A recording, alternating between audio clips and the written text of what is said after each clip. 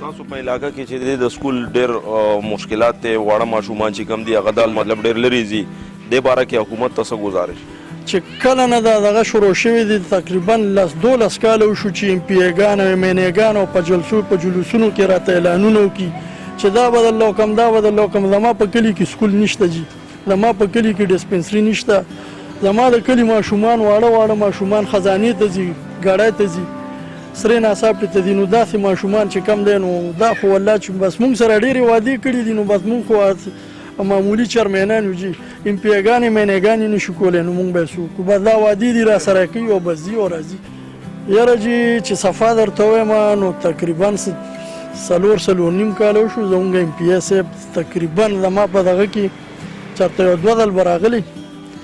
ما خو بیا په سترګو نه دي لیدلی الیکشن چې راشي بیا مړي ژوندي شروع کړي او بیا مړي ژوندي شروع کړي چې 10 کاله مخکې د پلار یا نیکه مړي نو درته راشي یاره وي ما نه هېور دا دعا خو به درته خو دا موږ مخکې هم کړی دی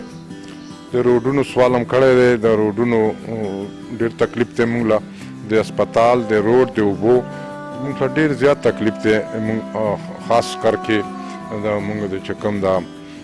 خیبر ضلع خیبر ته ډېر زیات تکلیف دی د روډ د اوبو او د اسپتال موږ ته ډېر زیات تکلیف دا خو که زه ووایم او که ونه ویم دنیا ته پته ده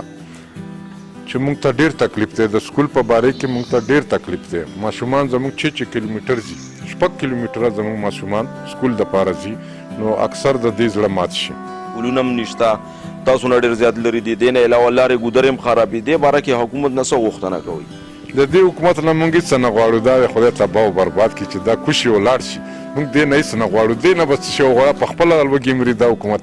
پوه شوې موږ د عمران پیور کړي بس عمران پټرول د وجې حاجي صاحب خلکو موټر سایکل هم کور کې ودرولې دي ونشي ګرځېدی اوږد بیان جوړېږي که نه د دې مطابق خو موږ ډېر څه ویلی شو د پټرولو مطابق موږ ډېر څه ویلی شو موږ ته اوبه هم نه میلاویږي په پټرولو موږ اوبه راخېږو خپلې اوبه موږ په پټرولو راخېږو چې اوس هغه اوبو کې هم شاټي راغله حاجي صاحب منډیانو کې خلکو ډېر موټر سایکل یې راویستې دي ګاډي راویستې دي خریدار نشته چې وایي په څه حالې څه سکریپ کې خرڅوي سکریپ کې ښه خرڅېږي سکریپ کې به خرڅېږي دا څوک څه کوي اوس په دې